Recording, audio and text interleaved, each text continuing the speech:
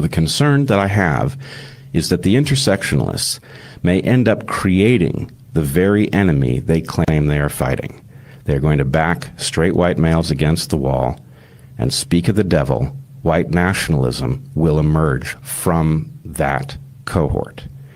And when it does, those people will feel empowered and they will feel self-righteous because they have been accused of things that are, frankly, a form of bigotry. They have been accused by bigots of oppressing others, and they have been told that they are not entitled to well-being, no matter how they individually have behaved. And so what do they have to lose by cooperating together against the intersectionalists and essentially creating the world that the intersectionalists claim already exists? Now, what we should do about this is not entirely clear, but one thing that must happen is we must level up our thinking, and we must understand that backing people against the wall who have a genetic basis for cooperation is very dangerous, because history tells us that movements created by such people can be very destructive, and that ultimately they may turn into a genocidal menace. Game theoretically, it is a terrible mistake. It was a terrible mistake for the DEI crowd to go after straight white males, because it created this very same impulse, like, well, if I can't win because all of the things that I am are declared no good, then what exactly is my incentive to play along with the civilization that's doing that to me? And my point here, I wasn't talking specifically about anti-Semitism in that clip, but the logic is the same. What a terrible error it is to go after anybody who has legitimate questions about the interaction between the United States and not only a foreign state, but a particular administration that has a very hardline bent within that foreign state. You're allowed to have questions. You're an American. That's one of the great things about it. You're allowed to have questions. You're allowed to ask any question you want. And anybody who wants to say that the reason you can't ask that question is because you're revealing a horrible defect in character, or defect of character, is running exactly the risk of creating the enemy, effectively calling it forth. So the concern that That is Eric Weinstein, and this, I am J.J. Carrell on the J.J. Carrell Show. Highly intelligent man, extremely intelligent man. I question some of the things he says because he's an atheist. I pray that he finds God. But that being said, he's a critical thinker on multiple subjects. That first clip was him 6 years ago, talking about what I have been talking about for a very, very long time.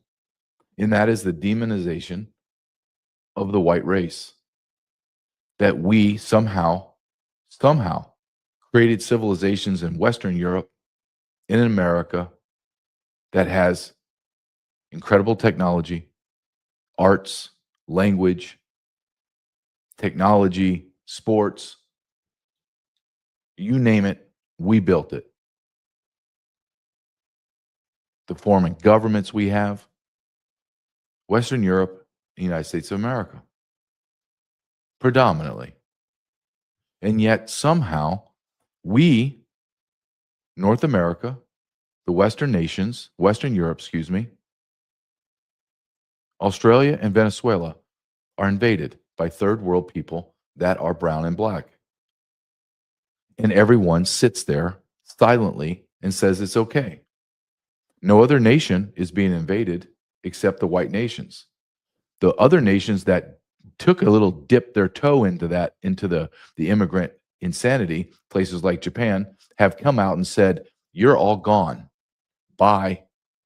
Like, we're being kind, but we're going to tell you, we're going to forcibly remove your ass from our country because you're not assimilating. You're not becoming Japanese. Well, why is it okay for the Japanese to claim that they want to maintain their culture and society, or China or Russia? But the United States of America is a melting pot. That's not true.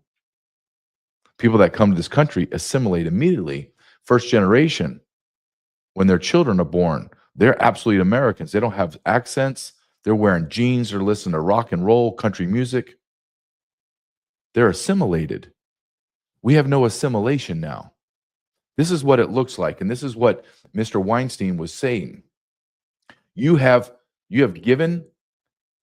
created a nation that was created by white people. Don't give me your slave crap and all that. It was minuscule compared to the amount of people in America. Just don't even go there with that nonsense. Slavery was throughout the globe. We were one of the very few people, had some of the fewest slaves, and then we eradicated it, us and the UK. Well, everyone still kind of dabbles in, not kind of, a lot dabbles in slavery as of today. That's a whole nother topic, but I'm not going to sit here and take abuse that my founding fathers were horrible people when the whole world did it. Was it wrong? Hell yeah, it's wrong. But it's been throughout humanity. White people have been slaves. So don't even start with all that crap. And if you really want to go down that side road, if you will, for a minute, who captured all the blacks in Africa and put them in cages and sold them? Were there a bunch of white people running around Africa capturing blacks, or was it your own people? Their own black chiefs warring against other black chiefs, capturing their people, enslaving them, and then selling them. So let's stop with all the nonsense, okay? White Europeans settled. They did not immigrate here. They settled the United States of America. We fought wars, and we own it. All of you Native Americans, which I have Native American blood coursing through my veins, you people, including myself, can go pound sand. You're just fortunate that we were gutless enough not to eradicate all the Native Americans, as every other civilization throughout the world history has done when they took over something. They took over a nation, they destroyed and killed everybody. If they let that nation stay alive, if that nation did not assimilate and not cause any problems, then they would kill them all. What did America do? We bent over backwards. Now we give $6 billion to the Indian Foundation.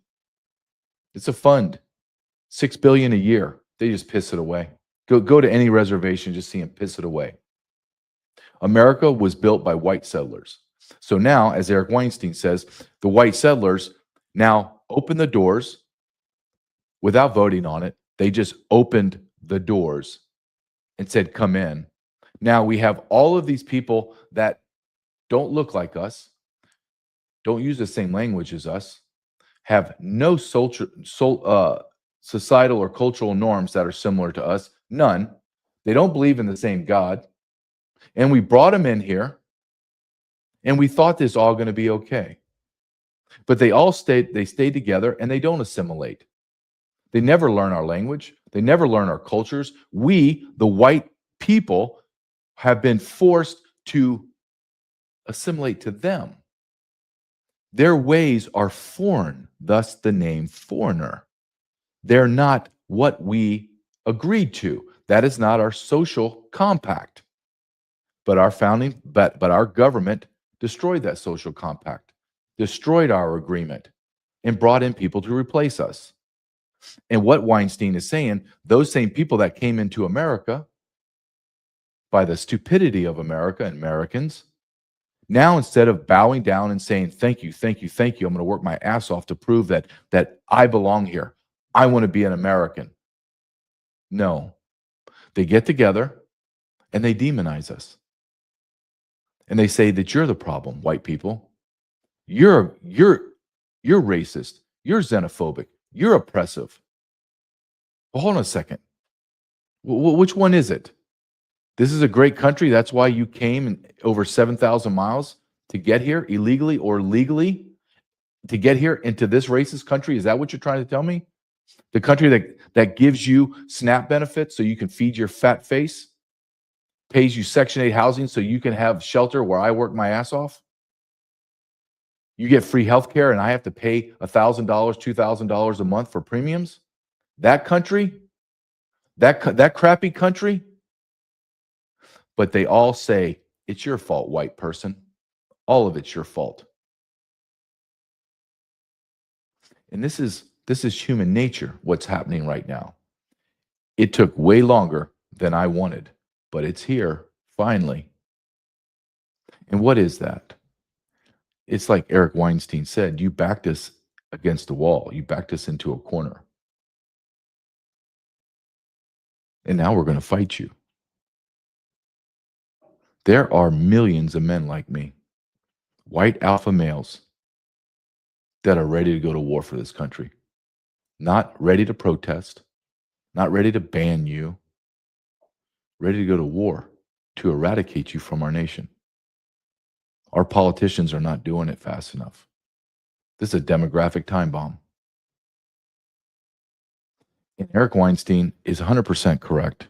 And I'm going to, and I've articulated this, my view on this several times on this show, but I feel it needs to be said again. I believe everything that Weinstein said, but I want to give you a different spin, a different take. Weinstein saying you backed us against the wall, backed us into a corner. We have no choice but to fight or die. It's really that simple. But I want to tell you from my perspective that there's millions of men like me, and each man has his family, worked his ass off, has about 5 acres of land, maybe quarter acre of land, has a nice house, maybe a pool in the back, got his dog, he's sitting on the porch, he's got a wife, he's got 2-3 kids, he's happy. He's got his little kingdom. His world's semi-normal. Sure, there's some crazy stuff going on, but that's just human nature. We'll work ourselves through it. We're America when we're Americans. But while I've been sitting on my porch, voting to put in representatives to go to our government to represent me, they lied to me and men like me. They opened the floodgates to replace me. And then outside of my gates of my property, I'm watching America catch fire. I'm watching the sexual perversion skyrocket. I'm watching immigrant communities rise up and begin to steal money, begin to commit heinous crimes against Americans. And they keep pressing up on my property and pressing up on my property. And I keep telling them, please leave me alone and my family alone. And I try to appease them. I try to threaten them. Nothing works. Then all of a sudden, one day, they've climbed over my chain link fence. They've knocked it down. My son was playing kickball, and you kidnapped him. My 16-year-old daughter was trying to get into her car, and you raped her. You killed my wife. Now my house is on fire. I've lost everything. Now I'm standing outside my property off the porch because my house, my whole world has been destroyed.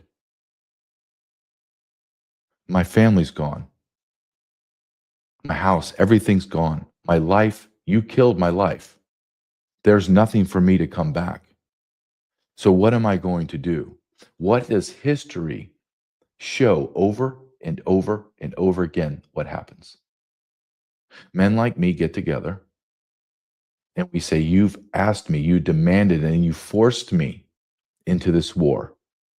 So here we go. Here I come.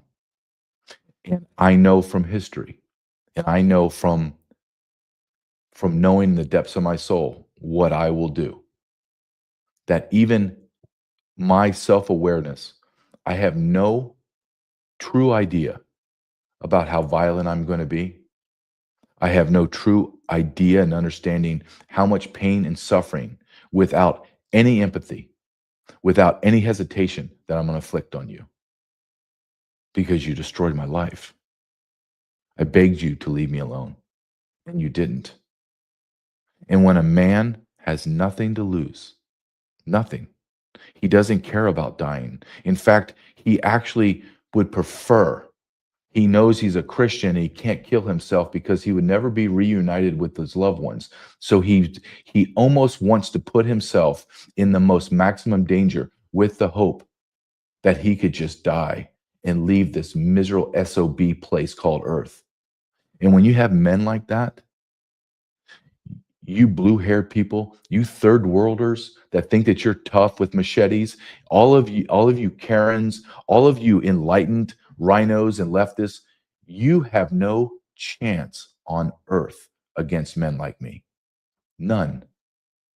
It's like when I was in the Tijuana River bottom, 2 o'clock in the morning. I didn't care who was crossing that border. Ain't nobody getting by me. Ain't nobody going to beat me up. It's going to be, if you want to engage into a fight, then you're going to lose. That's just the way it's going to be, because you'll never meet my violence. You'll never meet my tenacity. I will beat you into submission. You can do it the right way and shut up, turn around, let me put the cuffs on you. Or if you can stand up and want to fight, then let's go, brother. But I'm going to win, and I won every single effing time. That's the mindset of the white men that you're demonizing. That's the mindset of white men that you've stolen from. This is the mindset of white men that you have destroyed their societies, that you beat up their children, you rape their daughters, you force us out of social media and the square, you force us out of jobs, you censor us. You try to push us out into the far corners of society where all the freaks that like you, that run the world now, that we put you.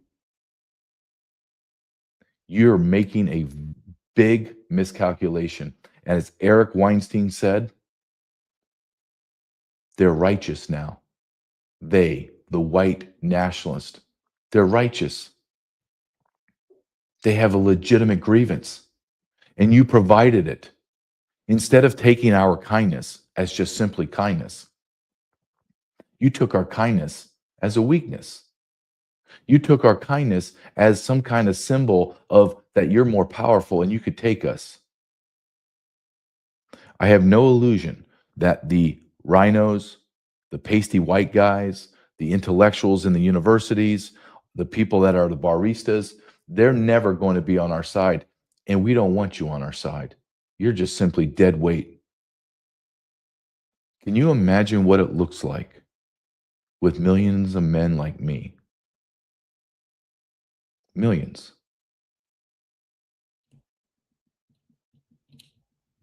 Where have we seen this before? We don't have to go far back into history to see the atrocities that this happens. I have no love for Hitler. I have no love for killing people and all those atrocities, but I understand it. I understand it.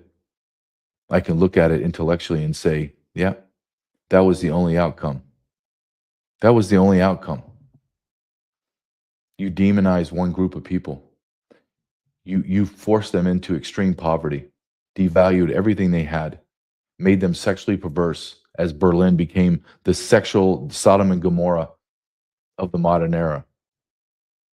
History shows, humanity shows that the pendulum is going to swing.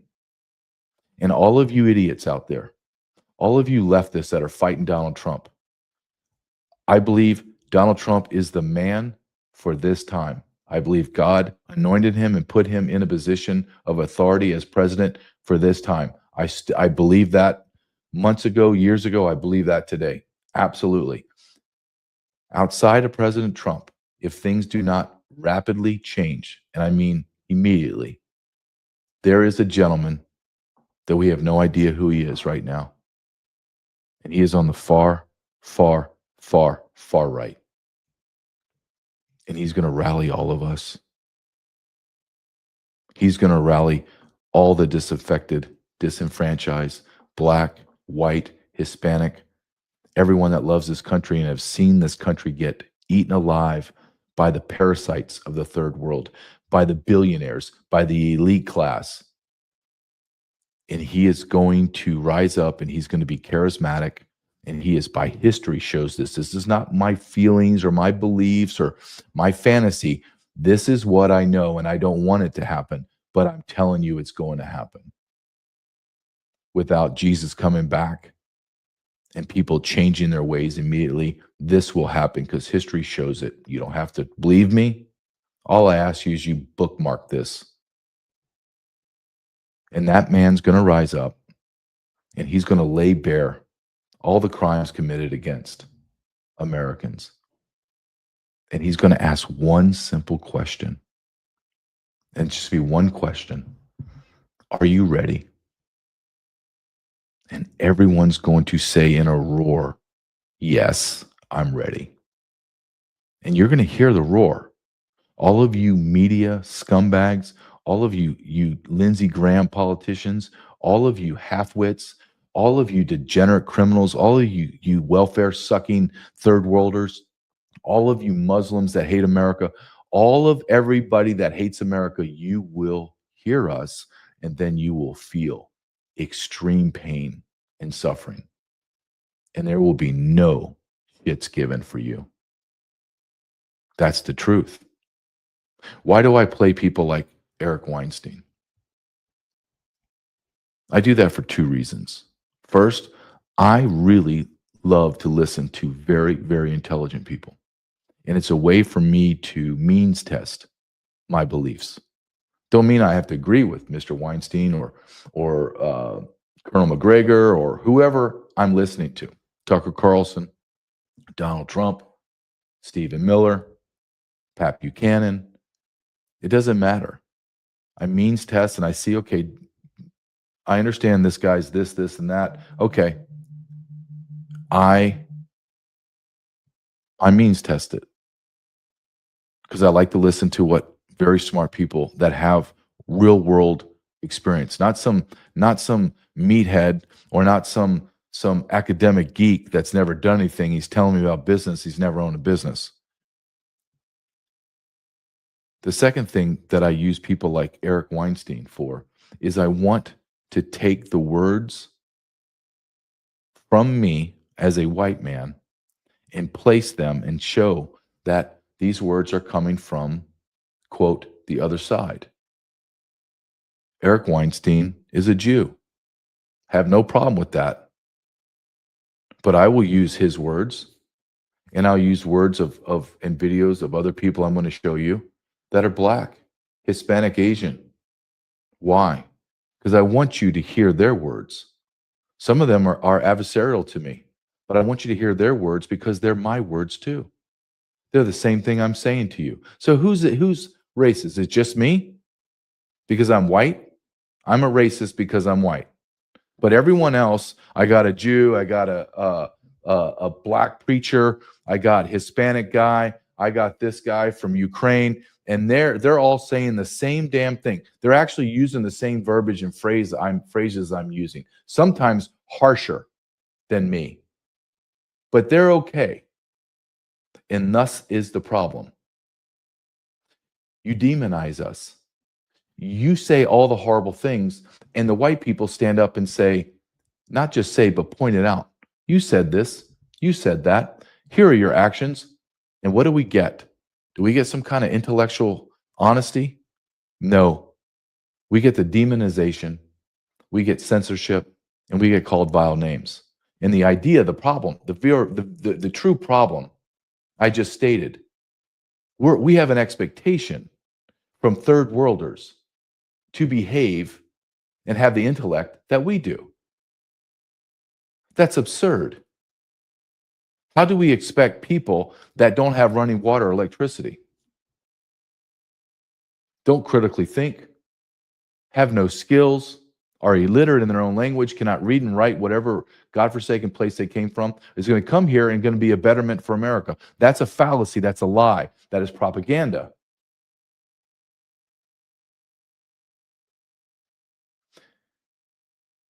There are times when I'm watching videos that are sent to me or they come in my algorithm, whatever social media I'm on, and my first inclination or thought is this just because this is my algorithm and getting it? Is that why I'm seeing the increase in XYZ? No.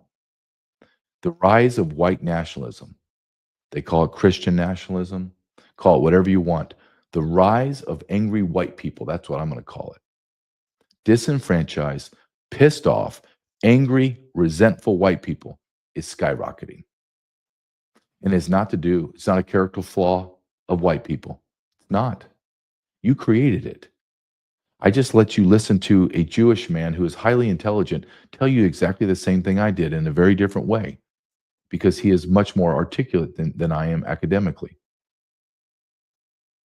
And he's saying the same thing. You demonize the wrong group of people. Why are Jews hypersensitive about this? Because they have been run out of 109 different nations. They know the telltale signs. They can feel it. They can sense it. It's built into their DNA.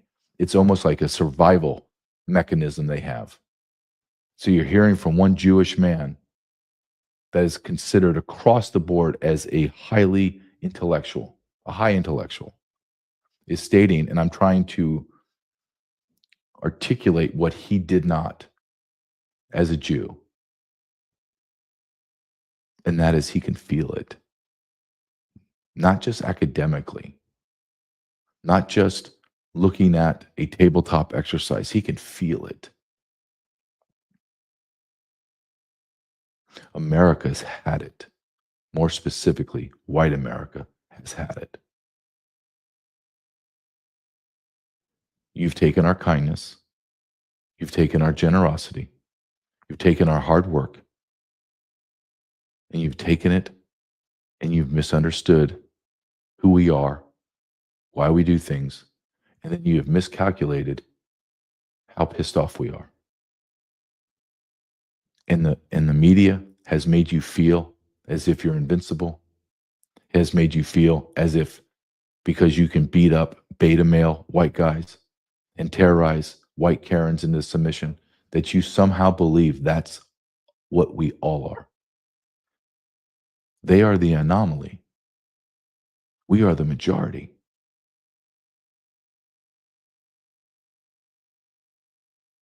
I will never apologize to you for being white. I have sat my adult life and listened to people brag on being black, being Hispanic, being Asian, being Jewish, being Muslim.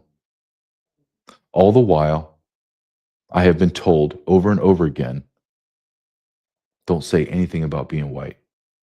You have no pride in being white. In fact, I want you, not only that, I want you to disavow Christ. And I want you to be silent in your worship and admiration and belief in Jesus Christ. We're going to bring in people that are completely 180 degrees different from those beliefs, and you're going to eat it. I'm not going to eat it. Do I think blacks have the opportunity or should have the opportunity to galvanize and say, hey, we have these problems and these are the things that we're very good at. Let's correct the violence in the inner city and let's correct our schools. And then they could get representatives and petition the government for better schools, all that. Absolutely. Have no issue with that. Hispanics want better living conditions, maybe better. They're first generation legal immigrants and they want some kind of protection, whatever that may be, that they feel that they're not getting from the Constitution, or they want to change internally their illegitimacy rate that's over 50%, and they want to get together and they want to find some common ground. Have no problem with that. They want to create businesses within their community, and they want to service those and patronize those businesses to help their communities grow. That's brilliant. That's actually business 101. It's smart. I have no problem with that.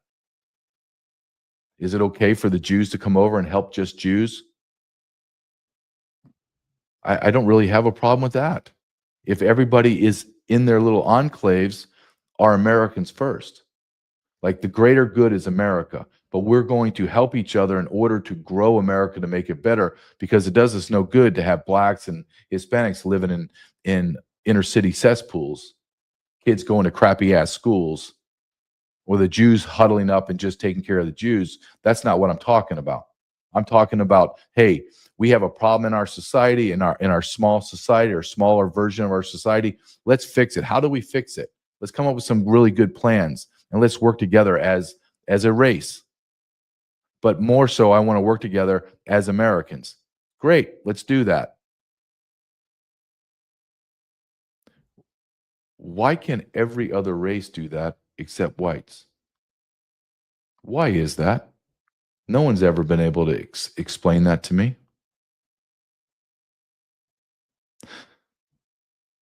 Why do I have to talk in racial terms? Because the left created this balkanization of America. You, the left and the rhinos, created this a nation that's built off of race. You keep saying it's a melting pot. You keep saying that diversity is a strength. No, it's not. America is great because of Americans. You want to be a part of being American? Then come join America. But if you don't, then get the hell out of my country. Just like the Japanese are saying right now. God bless them. Look at the stones. It's a female too. Look at the stones that female has. Prime Minister or President. I don't know the term, the title they have. But she's just basically come out and just said, all of you are gone. Get out. Let's listen to Tucker Carlson. I got a guest coming on here in just about 5 minutes, but I want you to please play Tucker Carlson and listen to him talk about how, just listen to Tucker. And I got like written out of conservatism, whatever that is. It's not conservative, but because I interviewed Nick Fuentes, and my point, I said right in the interview, I'm totally opposed to anti-Semitism, just so you know. Yeah. And he said he agreed. Whether he does or not, I'm not in charge of his soul, but I am. But I interviewed Nick Fuentes because I wanted people to think about, why is this guy the most popular, much more popular than I am, influencer among young men? And it's because they've been destroyed by us. And that's a freaking fact. Yeah. And anyone who doesn't know that isn't listening, and anyone who listens but can't hear it is intentionally ignoring it. And shame on them. Yeah. My generation, I'm tip of the millennial, the older tip of the millennials and down. Saw that you interviewed Nick Fuentes, and I don't think we batted an eye. We're like, yeah, no, like everybody younger than me listens to Nick Fuentes. Like 5 million followers, I think, on Rumble, 170,000 live viewers. Like at any given moment he goes live, there's 170,000 people that tune into his live streams. I wonder if the geniuses have ever considered why that is. That's my point. Is like, is it wrong to get into someone's head and let them say what they believe and give them a platform to do that so that people can actually know what they think, you know? And it's like, why? And then hearing the story of how he was canceled, you know, by Ben Shapiro when he was 18 years old. And it's like, what people need to have a window into the mind of the next generation. And I think that's the missing piece in that, is no one's thinking about that next generation and why they're attracted to this guy.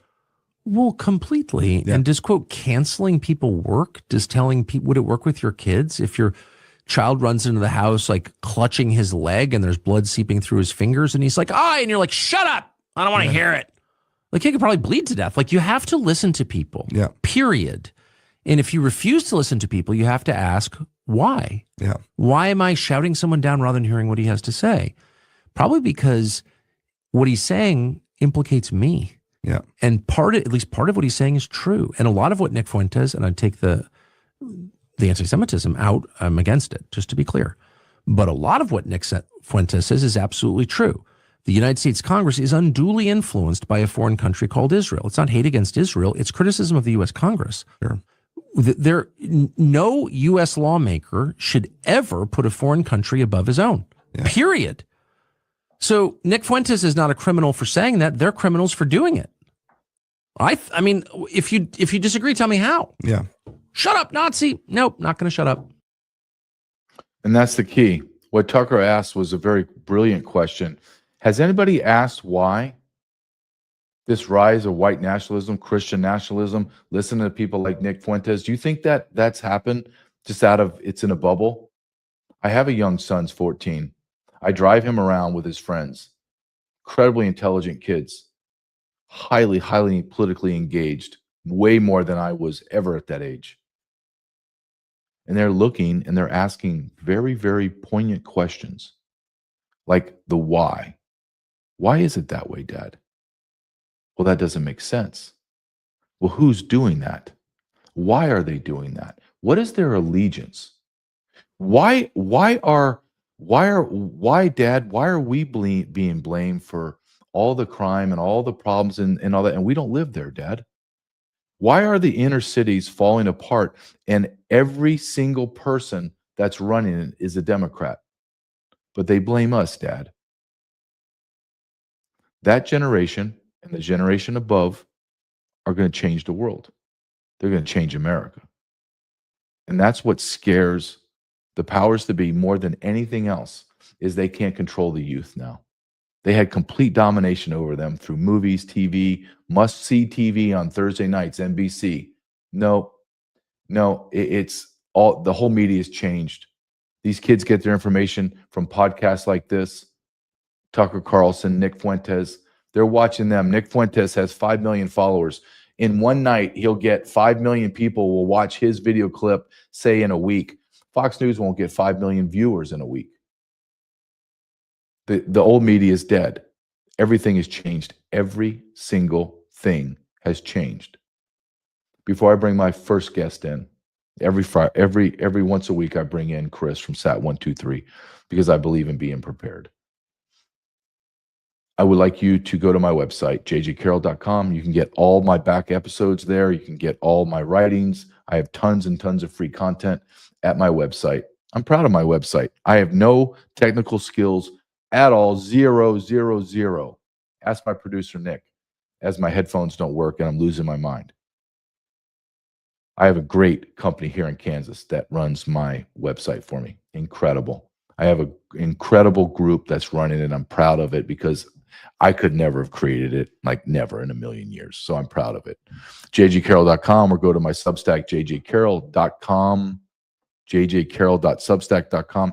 Go ahead and just subscribe to my free stuff. I don't care. All I ask is that you just spread the word. That's it. So I want to bring in Chris from Sat 123. Chris, how are you doing? And how is the weather in Colorado, my friend? JJ, you'd be pleased to hear that it's getting colder, mate. That makes me, if you would have told me, hey, it's sunny and it's great, I'd be really ticked off because I'm in Kansas and it is cold, rainy, and wet, and all the beautiful leaves are falling. You know, when it rains, all the leaves fall, and it's just a bunch of sticks now, right? And it's not even December yet, and I'm looking to March before I see some sunshine. So good. Misery loves company, Chris. All the time, misery loves company. Listen, I bring you on every week because I'm partnered with your company, sat123.com, and I call it the Be Prepared company. Just these are the things you need to be prepared. And every week you and I talk about an article or a video. And I have a quick video that I just want to show my audience because it's real. This is the reality of China and Russia and everyone else trying to hack into our systems. Then I just want you to get your comments on it. How does this video play into what we need from Sat 123? So Nick, if you can play clip number 5, please, on the China cyber attacks. Thanks, man. Retired Lieutenant General H.R. McMaster warns that the Chinese Communist Party, CCP, is developing a cyber kill switch that could paralyze America before a shot is fired. U.S. firms block 31 billion cyber attacks daily, 9 million of which are new. These attacks range from spy balloons to Volt Typhoon cyber attacks on America's infrastructure. Because they're preparing for war, says McMaster. Since 2000, the CCP's military budget has grown 44-fold. Their nukes, up 400%. Their malware has already infiltrated our telecommunications and infrastructure. This isn't just espionage, it's a blueprint for an aggressive strike. Chris, to follow up on that or add to that video, which is frightening, in the last 4 years under Joe Biden, 200,000 Chinese nationals came across the border, were detected, identified, and then released. My sources say the minimum 100,000 were PLA soldiers. They're here. Tell me, do you look at that video and go, well, that's hyperbole, that's crazy? Or do you say everything is completely 100% correct? I mean, I look at that and I say that's not even the half of it, mate. You know, these attacks have been going on for years and years and years. And look, I'm not trying to be a doomsayer and all is lost and, you know, we need to run for the hills. But we do need to understand that they've been playing this game a long time. Right now, China is in the middle of the beginning of its next 5-year plan, which ends in 2030. And the goal of at the end of that 5-year plan is to dominate AI, the production of the equipment needed, the algorithms, the AI themselves. And, they've been, they haven't just started this for a long time. They've been rolling up the rare earth elements. They control about 60% at least of the world's supply of rare earth elements, and they pretty much have a monopoly on the refining of those elements, which is no joke. Because look, these are the things we need to run our data systems, our AI centers, chips, screens, everything that we're coming to rely on completely. They are controlling the supply and refining of. But it's not just that. Alongside that, they have, I don't even know how many people, thousands, tens of thousands of people working on nothing but stealing U.S. data, U.S. innovation, and manipulating the U.S. public through social media and news platforms.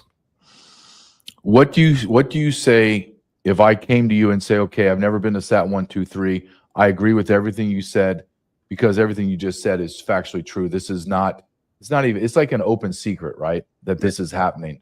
So I come to you and say, hey, okay, I'm a novice. Tell me what I need. Give me the top 3 things that you're selling that you say you have to have, man.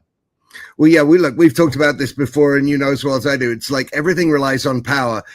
Show me something we don't rely on for life that doesn't rely on the power grid. So if that goes down, everything else goes down below it. So the number one thing I would say would be the solar-powered portable generators. We have solar-powered generators that are small and handheld, under $100, that can recharge your devices, all the way up to much bigger units that for a few thousand or more that can recharge and power your entire house on a daily basis, including your heating, air conditioning, and so on. But if you don't have power, you don't have the ability to charge anything or operate anything. So the next thing I would say would be the satellite phone. We're the only company in the country, as you know, mate, who offers the satellite phone for free with activation, saving you $1,000 to $2,000. We also offer free Starlink internet units with activation. I don't know of anyone else doing that, but we've always tried to make sure that, look, this vital life-saving equipment is not just the purview of the billionaires and the millionaires. It should be available to the average common family, working family in this country, and that's why we do these things for free. But look, if you don't have any kind of communication like a sat phone, and there is a blackout, you don't know what's going on. It might just be a local blackout in your town, or it might be something much more nefarious, an attack on this country. But you need information, you need the ability to be able to communicate, and you need the ability to get data. Look, again, I always say this, but if you leave your house without the phone in the morning, you turn around and go back and get it, because we rely on it, but so does everything in our supply chain, mate. Well, tell me this. So the economy, we're being told, is awesome and everyone's doing great, but everyone in the real world doesn't believe that. So if somebody says to you, well, you know what, I don't have time or the money to get a sat phone. You just said you'll give the sat phone to me for free if I have a subscription. Well, what is my subscription? Is it like $400 a month, or is it less? No, look, I mean, it starts from under $90. I think even under $80, we've got subscription fees. And for that, you're getting 100+ minutes, 150 minutes a month that can even roll over. But look, it's the kind of thing that you hope you never need. But if you need it, your life can depend on it. And look, I'm not just talking about, attacks on the country. What about if you're off-roading, if you're out hunting, fishing, hiking, you have an accident, this, and I know that you arm your family with these, quite rightly so, because if you cannot communicate and you need emergency medical attention, what are you going to do? The outcome's not going to be good. So the ability to communicate can be life-saving on a daily basis when you're just out enjoying yourself with the family, or you break down in a part of the country that doesn't have cell service. And that's over 90% of this country, by the way, does not have any kind of cell service. So you don't want to be in that situation. Chris, thank you very much. I love speaking to you every week. I look at the weather and make sure that it's freezing cold in Colorado. I love it. If you guys don't know, this is a behind the story. We set up an interview, and he goes, "Hey, mate, I'm not in Colorado, but I'm somewhere, but I'll set up." So I go, "Okay, whatever, you're fine." We set up the Zoom or the whatever we're using at the time, and he's sitting, I think, in Belize and the beach. And it's snowing here in Kansas and freezing. And you can see the palm trees swaying with the wind. I was so pissed off. I was like, get this guy off my show right now. So, mate, I hope it freezes very, very cold for you. But thank you very much. Sat123.com is a great company, and I implore all my audience to go to it. Chris, thank you very much. We'll see you next week, my friend. Look forward to it. Thanks a lot, mate. Thank you. Chris from sat123.com/JJ, sat123.com/JJ. Another caveat for Sat. Call them and then be shocked when an English speaker picks up the phone. Not Susan from Bangladesh. It's going to be Susan from Sacramento or Rhode Island or Alabama. It'll be American. Wow, what a cool thing for a company to have Americans working in it. Incredible. Sat123.com/JJ. And my other sponsor I have for this show is Patriots Made. And again, you want to go to a company that has Americans in a company built in America that have Americans working there, making products for over 400 products that are clean, don't have metals, plastics, mRNA in their food, don't have any of that crap. It's just green, as AOC would promote. And that would be patriotsmade.com. Go to patriotsmade.com/JJ. Start buying American. Stop paying money to the big box stores and to the companies that hate you, and go to an American company that believes in the exact same thing you do. God, country, and family. What's wrong with that? Why don't we start spending money on that? patriotsmade.com/JJ. I want to go to a topic that is just unbelievable. And it's been going on for now, I believe, over a year that this came out. And you say, well, why hasn't the Congress and the Senate or the president taken care of this? Because the Senate and the House and the president are Republicans. What am I talking about? I'm talking about over $40 million in straight stone cold cash going to the Taliban every week. Not 40 million in a year, almost a week, pallets of cash. And it's been brought up by Sean Ryan of the Sean Ryan Show. Got Tim Burkett involved, the congressman from Tennessee. They have a bill on the floor, and it's taking forever to pass. Why is that? Why is that, Speaker Johnson, man of God, that's hiding all the pedos? Go ahead. Tell me, somebody give me an answer. This is a 5-minute video. And you usually don't do that on a show like this. But this is one of those rare times where I'm watching this video and I'm asking myself, okay, where do I stop it? No, I can't stop it there. Can't stop it there. Holy crap, I'm already past the whole video. It's one of those videos that has to play the whole way for you to understand. If you don't know about this, this is what I say. Our government is the enemy. It's shocking, but let me just put this caveat. As shocking as this is just what we know about. Can you imagine what we don't know? Go ahead and play this, please, Nick. All you outragers out there, actually, for all of America out there, you want to know why nothing changes? Because you don't hold yourselves accountable. We gave you something to do, a call to action, and you did not do it. You and I are funding a terrorist organization, the Taliban. Let's talk about how the U.S. is funding Taliban. It all started with this interview on the Sean Ryan Show. On a weekly basis, the United States, the current administration, Mr. Joe Biden, has been sending $40 million. Why have billions of dollars of your money gone to Afghanistan since the Taliban took power? And you might say, well, that's because America is a generous country and we send humanitarian assistance all over the globe. Where are we with the funding? You're the one that broke $40 million a week. U.S. aid, U.S. cash in Afghanistan is distributed in honor of Mullah Hibatullah, not in the name of the generosity of the American people. Tim Burchett got involved. Sean and Legend brought to our attention that at least $40 million per week is ending up in the hands of the Taliban. Eli Crane got involved. Biden's State Department sent millions of your tax dollars to the Taliban. Marjorie Taylor Greene was at the last $40 million press conference. in cash payments per week are being delivered to the Taliban. What's the headway on this? The bill is H.R. 260, No Tax Dollars for Terrorists Act. Congressman Tim Burchett, we could not have done this without him. To President-elect Trump, calling on his incoming administration to stop this funding. Do you know that we pay billions of dollars a year? Do you know this? Does anyone know this? To Afghanistan? We really started a conversation here. Essentially funneling cash straight into the Taliban's pockets. $40 million in cash? $40 million a week. We're still actually giving $40 million a week to the Taliban. $40 million a week. 40 to 87 million every week. $3 billion plus going over to the Taliban. Everybody that's paying U.S. taxes is now funding terrorism. 40 to 87 million dollars a week to the Taliban. $40 million a week. And sending U.S. taxpayer money through the Taliban and Haqqani network. Uncovered $40 million. And what do they do with that $40 million, if you ask? Well, let me tell you.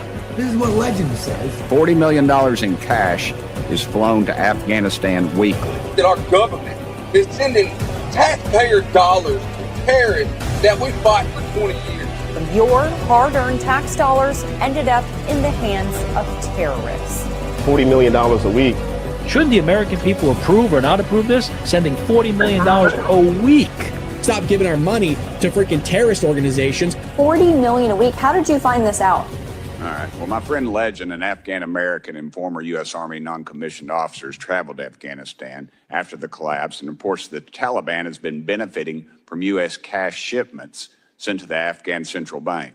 About $10 million of that is 0.1%, has no doubt gotten to the Taliban. In terms I don't care if it's fees, that gum penny. I don't care if it's a penny. I mean, for you to sit up here and admit. The Taliban, so Al-Qaeda, of course, was the organization that planned 9/11, but they had the explicit support of the Taliban. The oncoming threat that we're facing because we're funding the Taliban. Yep. Most Americans would say, wait a second, we're not really funding the Taliban. Cash is flown by charter jets into Afghanistan. It's auctioned off to the Taliban in order to exchange it for the Afghan currency. The guy named Sean Ryan, who's a former Navy SEAL, he had a fellow on there and goes by the name of Legend. And I want to thank you and Congressman Tim Burchett for this initiative. We pay billions of dollars to essentially the Taliban. And he goes by the name Legend.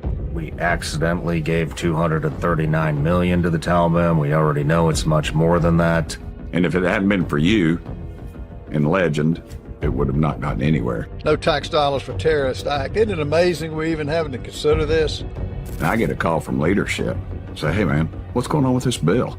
I said, I don't know, I'm waiting on y'all to do something with it. I said, well, it's up. It's going to be up next week. Get ready. The Taliban is taxpayer funded.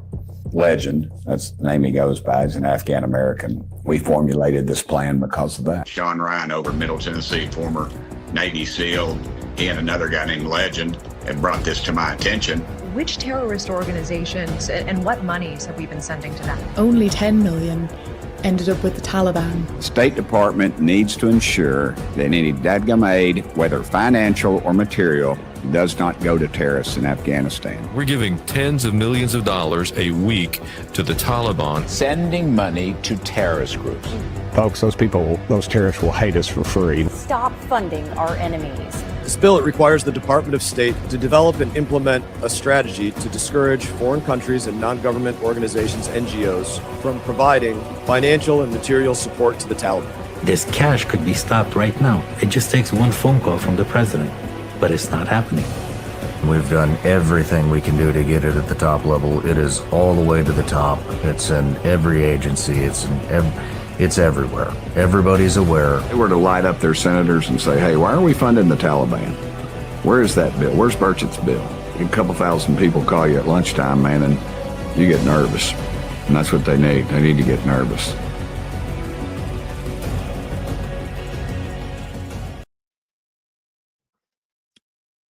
No tax dollars for terrorists. And I'm sure massive amounts of Republicans and Democrats will vote no on that. How do I know that? Because today, over 90 Democrats voted against the proposal to denounce socialism. You think everybody jump on that bandwagon, right? Say, yeah, you know what? I don't care what Republican or a lunatic left. Yeah, I can agree on that. I don't like socialism. Nope. 90 Democrats, over 90 Democrats go, yeah, I kind of like socialism. Can't vote against that. Our government, as the gentleman named Legend said, all it takes is a phone call from the president to stop it. So why hasn't President Trump stopped it? When it was Joe Biden, we were losing our mind. And now it's Donald Trump. We're just like, okay. I can already see the comments in the chat. I can already see it because I get them. You're dogging Donald Trump and you're doing this to Donald Trump. No, I'm asking a question to Donald Trump. Is everything that man does, do I got to just keep my mouth shut?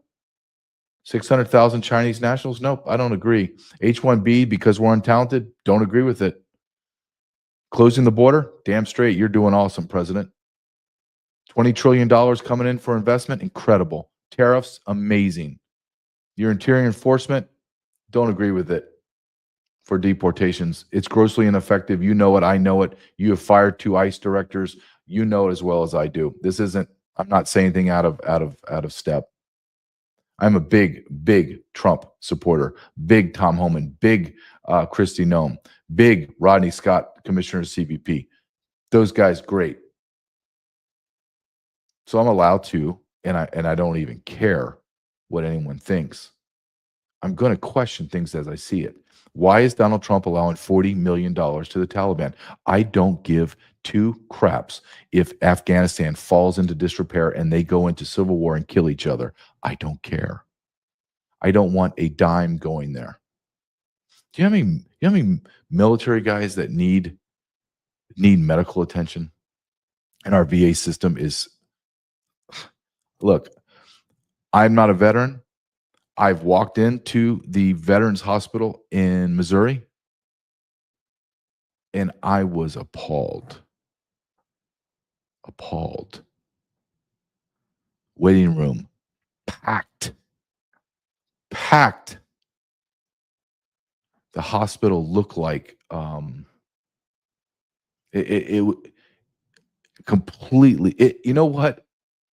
It looked a little better than like Soviet Russia. You know that brown, grayish look, brick, heavy brick, and everything is kind of like, and the fluorescent lighting and the floors, and I'm like, wait a minute. Down the street from me is a brand new hospital that is spectacular, like spectacular. How about this? Here's a great idea.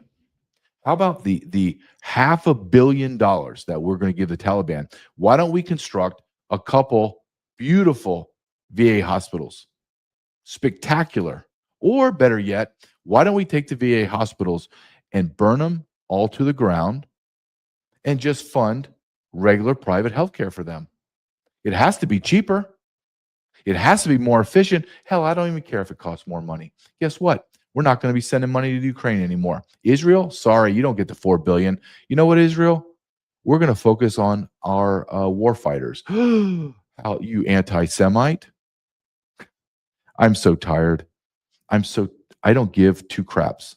I never did. Whatever little bit of I care what I say, that's been gone for decades. Why don't we do something that is so bizarre? Why don't we do something so outside the norm, so outrageous that people are going to like be aghast, like they're going to be, are they, what did he propose? Here's what I propose. Why don't we just take care of Americans? Is that hard to say? Is that hard to hear? Can you not digest it? Why can't we do what's needed for America and for Americans? That would be called the rally cry called America Only. America Only. And when we finally get into the black, whenever that is, Then we can have an open discussion on who do we help, how much, and when. Right now, the answer is no. You get nothing. Nothing. Because we're America only. How about we just try that? Just try it for 30 days. Let's see how it goes.